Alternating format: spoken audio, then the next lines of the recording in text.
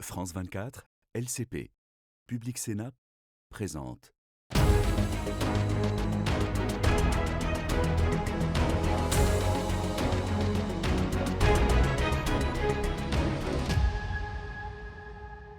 Bonjour à tous et bienvenue pour Ici l'Europe, votre émission sur France 24 et les chaînes parlementaires. Début d'année 2026 explosif à travers le monde et l'Union européenne qui peine toujours à devenir la puissance géopolitique que souhaite la Commission européenne. Nous reparlerons de cette rentrée de l'Union européenne assiégée de toutes parts dans notre partie débat. Mais tout de suite, nous partons en direction de l'Ukraine et de cette guerre à nos portes, stratégique pour nos démocraties. Nous sommes avec Gaël Vessière. Bonjour. Bonjour. Vous êtes l'ambassadeur de France en Ukraine depuis 2 ans et demi. Précédemment, vous étiez en poste en Croatie, bon connaisseur de Bruxelles, puisque vous avez été affecté 2 fois à la représentation permanente de la France de l'Union européenne, aux affaires européennes aussi à Paris. Vous arrivez de Kiev, où le début de l'année est particulièrement sombre, vous diriez ?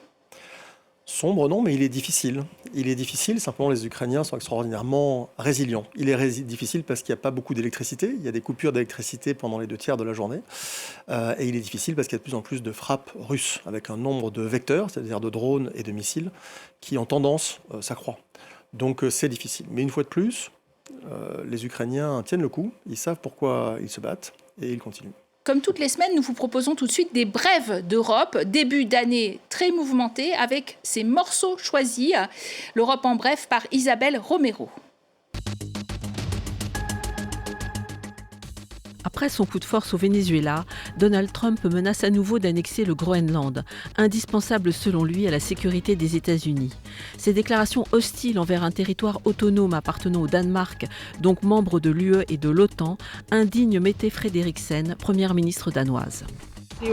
Ce ne sont pas seulement le Danemark ou le Groenland qui sont impliqués dans ce conflit. On constate aujourd'hui le soutien massif apporté par tous les principaux pays européens et le Canada. Si les Européens exhortent Washington à respecter la souveraineté du Groenland, les Américains continuent à avancer leurs pions entre offres d'achat et menaces militaires. Le 1er janvier, la Bulgarie est devenue le 21e pays de l'UE à adopter l'euro. Mais certains Bulgares craignent une flambée des prix dans un contexte politique instable.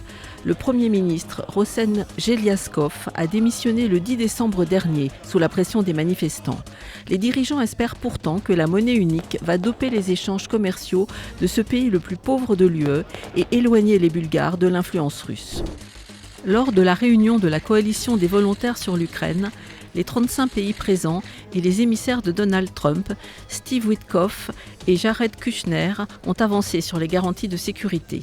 Ils ont acté la surveillance d'un futur cessez-le-feu sous le leadership américain, le soutien à l'armée ukrainienne et une force multinationale composée de soldats européens, notamment français, comme l'explique le président Macron. C'est le jour d'après la paix. Comment apporter une garantie de paix et de sécurité, une force de réassurance. La potentialité de plusieurs milliers d'hommes. Reste encore à obtenir un cessez-le-feu face à un Poutine toujours inflexible. Monsieur l'ambassadeur en Ukraine, parlons de cette guerre sur le terrain. C'est notre chiffre de la semaine, 20% de territoire occupé.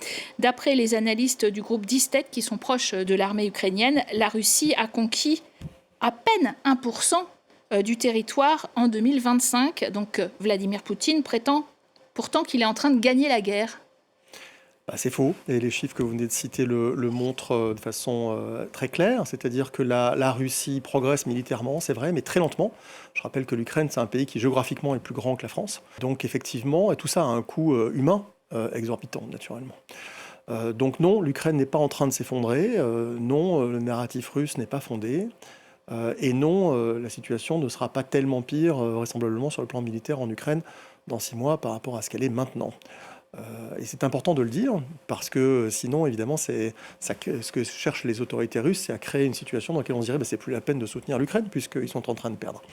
Alors l'avancée russe, néanmoins, pour 2025, a été plus forte dans l'oblast de Donetsk, avec 78% du territoire occupé. L'autre partie, c'est le bassin du Donbass, l'oblast de Lugansk, presque entièrement occupé.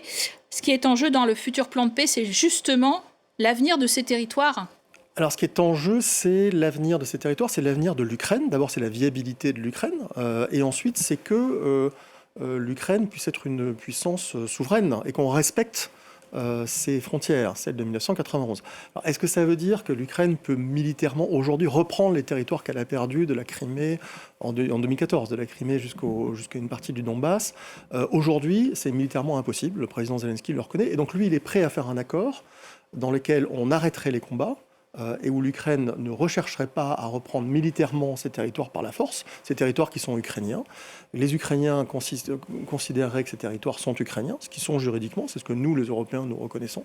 Et les Russes considéreraient évidemment que, pour partie, ils sont russes.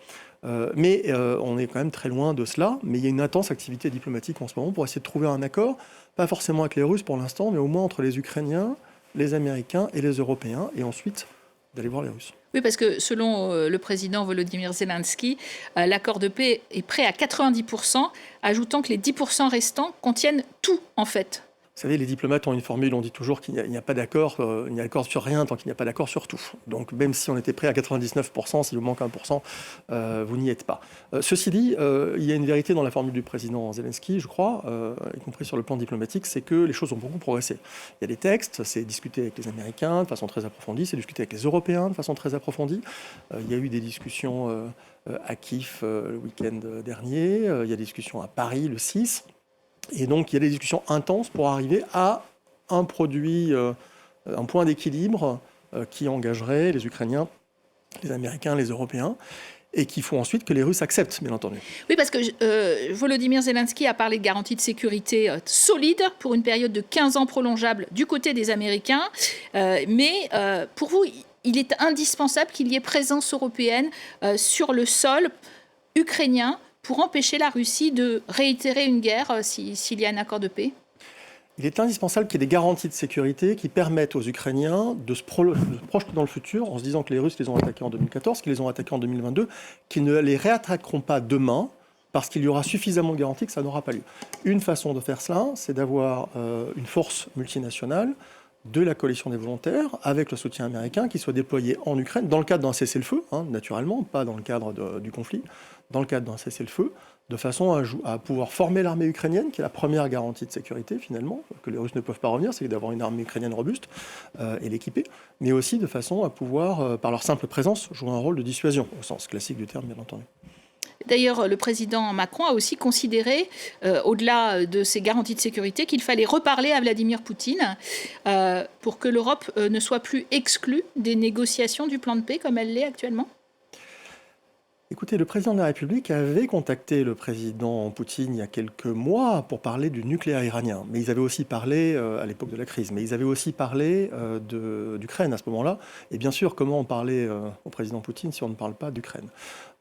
Donc la question, c'est qu'aujourd'hui, ce sont les Américains qui négocient de fait avec les Russes. Il faudra demain un moment que les Ukrainiens négocient avec les Russes. Sans doute nous-mêmes, nous aurons vocation, nous les Européens, Français et Européens, nous avons aussi vocation à négocier avec les Russes.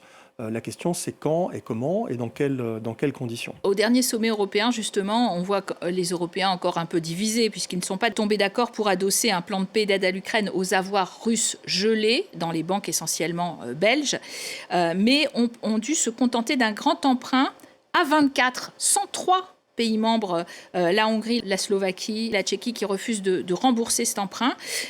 C'est décevant pour vous? C'est pas assez punitif pour le fauteur de guerre? Écoutez, évidemment, ça aurait été mieux si on avait pu se mettre d'accord sur les avoirs gelés, mais en réalité, il y avait un besoin très court terme, et c'était de trouver des financements très importants pour l'Ukraine, qui en a terriblement besoin pour 2026 et 2027. Et cette solution financière a été trouvée. C'est les 90 milliards du prêt qui a été mis sur pied, comme vous l'avez rappelé, lors du dernier Conseil européen, et qui va permettre de garantir la solvabilité de l'Ukraine et qu'elle puisse continuer son effort de guerre, parce que quand l'Ukraine se bat, elle se bat aussi pour notre sécurité, en réalité. Et donc c'est aussi notre intérêt. La question des avoirs gelés, elle n'est pas pour autant oubliée. Au contraire, les conclusions du Conseil européen, c'est qu'on va continuer à essayer de mettre sur pied une formule pour pouvoir utiliser plus directement ces avoirs gelés, et donc l'histoire ne s'arrête pas là. Mais il y avait un besoin d'urgence qui était de trouver un financement pour 2026 et 2027. C'est ce qui a été fait par la décision du Conseil européen. Mais le désengagement de 3 pays qui finalement disent qu'on ne payera pas pour l'Ukraine, la Hongrie de Viktor Orban, la Slovaquie de Fico, la Tchéquie, la République tchèque donc de Babiš, ça vous inquiète sur le plus long terme? C'est évidemment inquiétant que plus l'Union européenne est unie et plus elle est à même de peser, de devenir cette puissance géopolitique et géostratégique qu'elle aspire à être et qu'elle devrait être. Ça aurait été encore plus inquiétant si la division voulait dire paralysie. Là, il y a eu division, c'est vrai, mais on a réussi à trouver une solution avec au fond l'accord aussi des 3 pays que vous avez mentionnés pour que les autres le fassent. Ils auraient pu aussi essayer de le bloquer, mais ils l'ont accepté. Donc en réalité, c'est pas la meilleure solution possible. Mais il n'empêche que, vous savez, il faut être pragmatique, il faut que les choses avancent, et là, les choses ont avancé. Gaël Vessière, ambassadeur en Ukraine, il faut comprendre que beaucoup d'élections sont attendues en 2026 dans le club européen qui confirmeront ou infirmeront les positions pro-russes de certains gouvernements. Alors c'est le cas en Bulgarie, par exemple. On attend des élections présidentielles, mais d'ici là, eh bien, il y a eu l'adoption de l'euro au 1er janvier. Est-ce que pour vous, ça va ancrer davantage ce pays dans le club européen? Est-ce que c'est une bonne nouvelle? Ce que j'ai vécu, moi, comme ambassadeur de France en Croatie, il y a quelques années, quand la Croatie est rentrée dans la zone euro, c'est que ça a été formidable. Ça a été formidable, c'est plus simple pour tout le monde, c'est plus facile pour le fonctionnement du marché unique européen, ça renforce l'Union européenne et ça a beaucoup aidé la Croatie. Donc j'espère qu'évidemment, il se passe la même chose pour la Bulgarie. Il faut toujours faire attention, parce que les moments de transition sont des moments toujours délicats, donc il faut que ce soit bien géré. En Croatie, ça avait été fort bien géré. Et je pense qu'effectivement, c'est un message très fort à tous ceux qui mettent en cause l'Union européenne, quel qu'il soit, qu'en réalité, elle garde cette capacité à progresser, à avancer, d'une façon assez traditionnelle, finalement, dans la voie de l'intégration européenne, telle qu'elle est prévue par les textes et les traités. Donc oui, c'est une bonne nouvelle. Malgré la poussée quand même de populistes et de forces très pro-russes et une désinformation que vous ressentez? Oui, on sent cette désinformation. Alors, pas tellement en Ukraine, bien sûr, mais c'est plus dans nos propres démocraties qu'on voit ce discours russe tel qu'il est repris. Et c'est pour ça que j'ai commencé tout à l'heure en disant non, l'Ukraine n'est pas sur le point de s'effondrer, non, la Russie n'est pas en train de gagner, parce que ça, typiquement, c'est le narratif russe. Et c'est de la désinformation. Vous avez constaté, vous nous en avez parlé, qu'aucune partie du pays n'est désormais épargnée par les attaques. Est-ce que les Ukrainiens sont toujours aussi mobilisés en faveur de cette guerre et même, j'ai envie de dire, mobilisables dans l'armée? Les Ukrainiens sont toujours aussi résilients, et les Ukrainiens sont toujours aussi déterminés à ne pas se laisser faire et à ne pas se laisser imposer un ordre russe ou des concessions territoriales à la Russie. Donc ça, on le voit tous les jours. Et c'est vrai qu'il y a beaucoup plus de frappes, notamment sur le centre de Kiev, malgré l'excellente protection anti-aérienne, mais simplement parce que les Russes envoient un très grand nombre de vecteurs. Il y a eu certaines nuits jusqu'à 900 vecteurs, drones et missiles confondus. Donc évidemment, c'est énorme. Mais les gens restent très mobilisés et la guerre change. La guerre se fait aujourd'hui essentiellement en volume par des drones. 2/3 des pertes que les Ukrainiens infligent aux Russes sont infligées par les drones. C'était pas la même chose il y a 2 ans où c'était plutôt les munitions d'artillerie. Donc c'est pas la même guerre en réalité. Et voilà. Mais c'est une guerre qui pèse lourdement. Elle pèse sur l'armée, elle pèse sur la population à cause des frappes indistinctes russes qui ne fait rien pour protéger les civils et qui manifestement parfois les ciblent. Le président ukrainien Volodymyr Zelensky a choisi un nouveau chef de cabinet en le général Kirilo Boudanov, jusqu'à présent chef du renseignement militaire. Le précédent chef de cabinet, on s'en rappelle, Andrij Yermak, avait démissionné fin novembre à la suite d'un scandale de corruption majeur. Est-ce que vous connaissez M. Boudanov? C'est un atout pour le président? C'est une légende en Ukraine pour ses hauts faits militaires, ses hauts faits guerriers, mais aussi pour ses capacités d'analyse, sa façon de penser la guerre. Et c'est un homme avec lequel les services compétents en France et dans tous les autres pays d'ailleurs collaborent étroitement.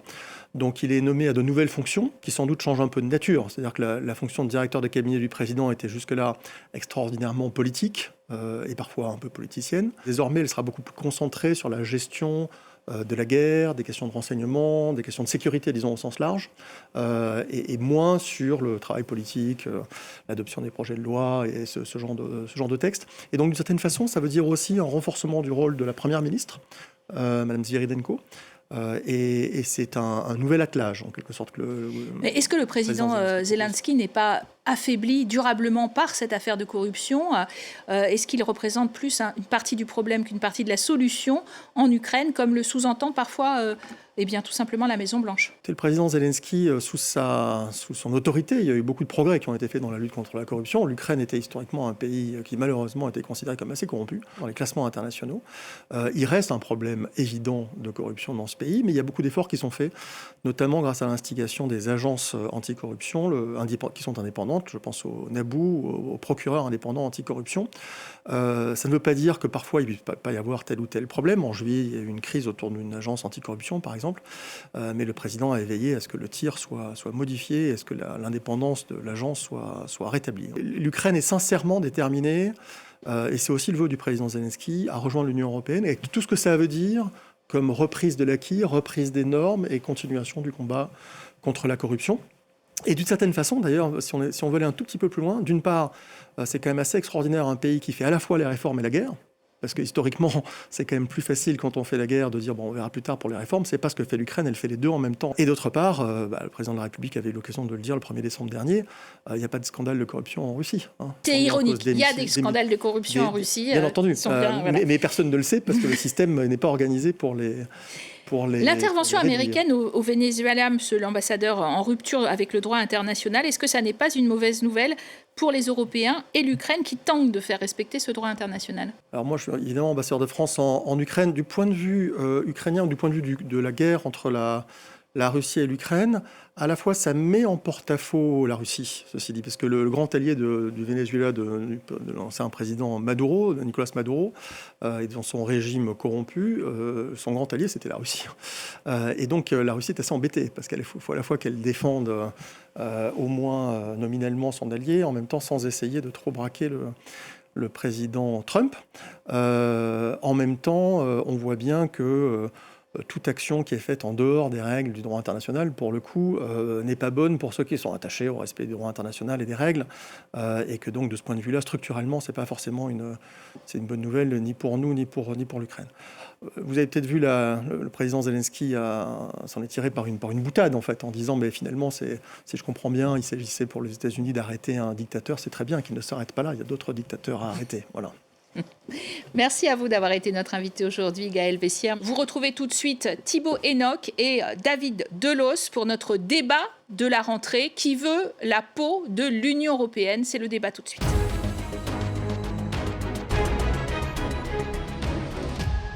Bienvenue dans votre magazine consacré à l'actualité européenne. Et une question au cœur de cette actualité. L'Europe doit-elle avoir peur des États-Unis? Il y a encore quelques mois, la question paraissait anecdotique. Aujourd'hui, l'Europe est contrainte d'y faire face. D'alliés et protecteur, l'Amérique de Donald Trump est devenue un rival agressif. De guerre commerciale, on en vient aujourd'hui à évoquer une guerre tout court. Les menaces américaines sur le Groenland font entrer les relations diplomatiques dans une nouvelle phase avec le scénario d'une annexion, y compris militaire, d'un territoire occupé par un pays de l'Union, le Danemark. Nouvel épisode d'une confrontation, voire même d'une escalade aux multiples volets. Au mois de décembre, l'administration Trump a ciblé une liste de personnalités européennes, dont l'ancien commissaire Thierry Breton, déclaré persona non grata aux États-Unis en rétorsion à la régulation européenne sur le numérique. L'Europe est aussi accusée d'avoir abdiqué dans sa politique migratoire et d'avancer vers, je cite, un effacement civilisationnel, selon les termes très rudes employés par le gouvernement Trump dans un document stratégique, une doctrine américaine de sécurité nationale qui appelle même à une forme d'ingérence dans les élections européennes. Alors, les États-Unis veulent-ils la peau de l'Europe et face à ces menaces multiformes, la réponse des pays membres est-elle appropriée? Pour en parler, nous recevons Christophe Préau, bonjour. Bonjour. Vous êtes le directeur du site d'information Toute l'Europe et vous êtes à l'origine de ce magazine mensuel L'Europe, consacré à la géopolitique européenne. Bonjour Nicole Niesotto. Bonjour. Vous êtes la vice-présidente de l'Institut Jacques Delors et auteur d'un livre intitulé Fracture dans l'Occident. Comment en est-on arrivé là? Comment en sortir? Ouvrage paru aux éditions Odile Jacob. Justement, première question que je vous pose, Madame Niesotto. Vu le tableau que nous venons de brosser, faut-il encore considérer les États-Unis comme un allié de l'Europe ou alors comme un adversaire, comme un ennemi? Certainement pas comme un allié. Moi, j'aime parler de l'ennemi américain, en référence à ce cet ouvrage de littérature policière d'autrefois. Non, les États-Unis de Donald Trump ne connaissent pas le mot alliance, ne connaissent pas le mot ami, ni le mot allié. Ils connaissent uniquement leur intérêt national, ou en tout cas ce qu'ils définissent eux-mêmes comme leur intérêt national. Et donc oui, pour l'Europe, c'est une révolution, c'est une régression stratégique majeure, et il faut que les Européens se mettent dans la tête, ce qui est très difficile pour la plupart des partenaires européens, se mettent dans la tête que les États-Unis ne sont pas une puissance amie. Ça ne veut pas dire qu'ils seront ennemis sur tous les dossiers, mais il y a énormément de dossiers sur lesquels ils sont devenus des ennemis de la politique européenne. Il y a le réchauffement climatique, le numérique, le commerce, et maintenant les questions de défense et la stratégie, puisque l'administration Trump, ni plus ni moins, menace d'accaparer un territoire qui est... en tout cas pour ce qui concerne sa défense, qui est de la responsabilité du Danemark. Donc moi, je pense qu'il faut oser les termes très forts. Il y a une contre-révolution américaine qui est à mes yeux une contre-révolution fascisante, ou en tout cas autoritaire, pas forcément sur l'intérieur des États-Unis, mais à l'égard du reste du monde. C'est une stratégie de prédation stratégique, en particulier dans la famille occidentale. Parce que Trump, il est fort avec les faibles, et nous, les Européens, nous sommes faibles, mais il est faible avec les forts. Il ménage quand même, quand il le peut, la Chine et la Russie. Christophe Préau, face à ce revirement que décrit Nicole Niesotto, on a l'impression que les Européens sont un peu en état de sidération. Comment est-ce que vous comprenez et vous analysez ces hésitations et cette réponse pour l'instant fluctuante ? Alors, l'Union européenne ne parle jamais d'une seule et même voix en fait à l'international et en question diplomatique. Il y a 27 États membres. Donc, si on fait référence, par exemple, au coup de force de Donald Trump et des États-Unis au Venezuela, par exemple, effectivement. Chaque État n'a pas la même position. On voit bien dans les déclarations qu'il faut aussi ménager ce qu'on appelle aujourd'hui peut-être un ennemi américain, et parce que demain, il faut continuer toujours à travailler avec lui. Et il y a toujours aussi cette épée de Damoclès. En fait, à chaque fois qu'on a une relation avec Donald Trump aujourd'hui, c'est l'Ukraine. C'est-à-dire qu'à chaque fois que l'on discute avec Trump, quels que soient les sujets, c'était le cas sur les sujets pour un accord commercial qui a été noué à l'été 2025, il est toujours sous-jacent. Si vous n'accédez pas à mes désirs, je ne vous soutiens plus dans le combat vis-à-vis de la Russie par rapport à l'Ukraine. Donc, on est dans une position un peu ambivalente. Et comme le disait Nicole Niesotto, sur de nombreux points, on a une position de faiblesse qui est aujourd'hui, effectivement, l'international, qui est compliquée à gérer. Alors, on va mettre un coup de projecteur sur le point d'orgue des tensions entre l'Union européenne et les États-Unis. La menace sur le Groenland paraissait fantasque, je le disais il y a quelques semaines. Elle paraît désormais bien concrète. Voyez comment Donald Trump a justifié son intérêt pour le Groenland. Nous avons besoin du Groenland pour notre sécurité nationale. Si on regarde les côtes du Groenland, il y a des bateaux russes et chinois partout. Nous en avons besoin pour notre sécurité nationale. Nous devons l'avoir. Cette menace doit-elle être prise au sérieux, Nicole Niesotto ? Tout à fait. Tout à fait, ils ne plaisantent pas. Ça fait déjà dans l'histoire. Les Américains ont répété 5 fois que le Groenland pouvait être américain. Et donc, et Trump répète et dit que d'ici 2 mois, l'affaire sera réglée. Donc oui, il faut prendre la menace au sérieux. Maintenant, est-ce que ce sera une menace militaire ? Est-ce qu'ils vont déployer toute une armada pour occuper le Groenland ?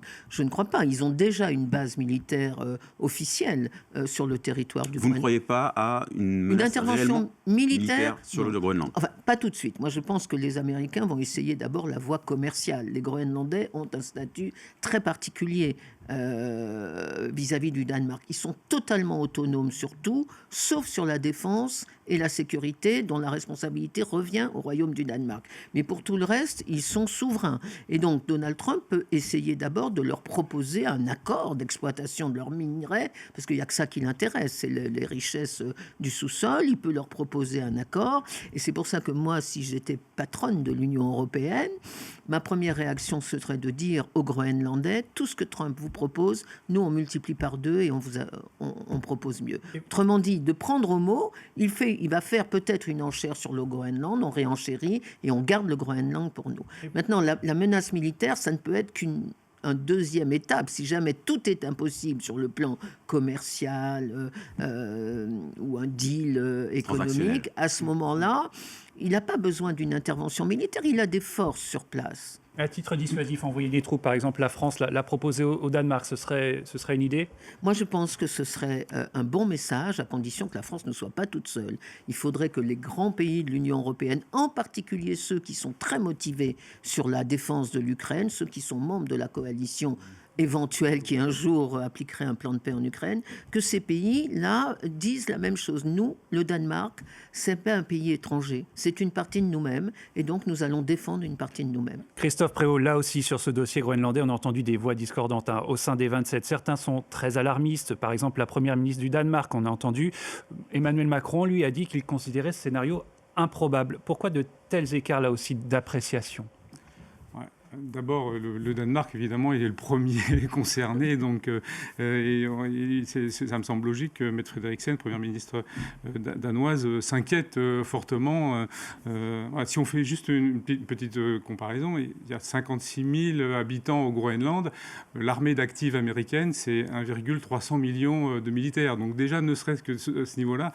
Donc voilà. Et puis rappeler aussi que le Groenland, comme on l'a dit, c'est un territoire autonome, mais constitutif du Royaume du Danemark. Alors, c'est pas un territoire européen, pas partie de l'Union européenne. Néanmoins, les citoyens groenlandais sont des citoyens européens. C'est une relation au Danemark, comme nous, pour la France, on a la relation avec la Nouvelle-Calédonie ou la Polynésie, par exemple. Voilà. Donc, il y a aussi une sorte de petit flou sur lequel peut-être Donald Trump pourrait jouer. Mais en tout cas, si demain il venait militairement au sein du Danemark, ce serait effectivement, je pense, une agression d'un membre de l'OTAN vis-à-vis d'un autre membre de l'OTAN. Ça mettrait fin au sujet. Et puis, pour les positions différentes des uns et des autres, il y a aussi ceux qui sont plus atlantistes en termes de pays que d'autres. Et puis, on est toujours dans cette situation où il faut quand même ménager ce qui reste encore l'ami américain, entre guillemets.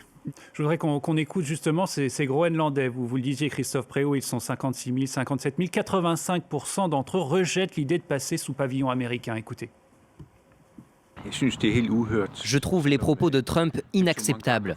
On lui a répété à maintes reprises que ce n'était pas ce que nous voulions au Groenland. Je trouve cela très préoccupant. Le Groenland doit poursuivre les projets qu'il a lui-même définis. Nous devrions être indépendants tout en coopérant étroitement avec le Danemark et l'Europe. Nous devons nous débrouiller tout seuls, malheureusement. Pour l'instant, c'est comme ça, alors débrouillons-nous tout seuls. Alors voilà pour la réaction des Groenlandais. Mardi, Nicole Niesotto, les dirigeants européens ont publié un communiqué dans lequel ils réaffirment que le Groenland appartient à son peuple et que la sécurité de l'Arctique doit être assurée dans le cadre de l'OTAN. Est-ce que une déclaration sur papier comme ça, c'est suffisant pour faire barrage à Donald Trump ? Non, bien sûr que non. C'était le minimum. Mais ça ne suffit pas et il faut mettre en œuvre cette déclaration de solidarité avec le Danemark. C'est pour ça que je crois qu'il faut communautariser, enfin collectiviser la question du Groenland, ne pas les laisser en tête-à-tête avec l'Amérique parce que là, ils ont absolument perdu. Est-ce qu'il faut que les dirigeants européens se rendent à Nuuk, la capitale du Groenland, pour marquer justement leur position ? Pourquoi pas ? Mais moi, je pense surtout qu'il faut mettre la question au sein de l'OTAN. Parce que Donald Trump se moque complètement de l'Union européenne. Même j'ai tort, il veut détruire l'Union européenne. Mais en revanche, l'OTAN, en dépit de toutes les rumeurs de « je retire mes troupes, débrouillez-vous tout seul », il en a besoin parce que c'est quand même une série de plateformes pour ses bases, pour des bases américaines qui sont utiles pour le Moyen-Orient, pour l'Asie, etc. Et qui sont financées par... Et qui sont financées par les Européens. Et donc, ce qu'il faut, c'est porter l'affaire dans l'OTAN et dire à Donald Trump, si vous attaquez un pays de l'OTAN, vous tuez l'OTAN. Et ça, je crois que c'est quelque chose qu'ils peuvent entendre plus que, en tout cas, autant qu'une manifestation de solidarité de l'Union. Est-ce que l'OTAN ne pourrait pas, à travers les voies de Mark Rutte, ne peut pas être un peu créative aussi, peut-être, et proposer, s'il y a une condition de sécurité vraiment essentielle au sein du Groenland, est-ce qu'on ne peut pas déployer des forces de l'OTAN plus complémentaires au sein Contre l'Amérique ? Non, pas contre l'Amérique, pour sécuriser le Groenland, puisque soi-disant qu'il faut le sécuriser. Parce que c'est l'argument principal avancé et non pas les minerais, dit Donald Trump. Je voudrais qu'on évoque un autre volet, celui de la régulation européenne, critiquée, attaquée aussi par les Américains. Début décembre, la Commission a infligé au réseau X une amende de 120 millions d'euros pour violation du règlement sur les services numériques de l'UE. La réaction américaine a été très virulente. Elon Musk a écrit sur son réseau que l'Union devait être abolie. Le secrétaire d'État Marco Rubio accuse, je cite, les idéologues européens de mener des actions concertées pour contraindre les plateformes américaines à sanctionner les opinions américaines auxquelles elles s'opposent. L'administration Trump ne tolérera plus ces actes flagrants de censure extraterritoriale. Fin de la citation. Christophe Préau, là aussi, c'est un bras de fer. Oui, c'est un bras de fer. Et quand on parle des questions de souveraineté, Nicole, vous l'avez cité, le numérique est aussi une question extrêmement essentielle. Parce qu'aujourd'hui, toute notre activité économique est globalement sous dépendance des big tech américaines. Donc, que ce soit dans l'exploitation aussi de nos données, dans l'organisation des algorithmes numériques, dans les questions de démocratie, parce que je pense qu'on va peut-être aussi en parler. Donc aujourd'hui, la souveraineté numérique, c'est vraiment un sujet pour nous, et notamment, quand je disais sur les données aussi, de pouvoir avoir un cloud souverain au niveau européen.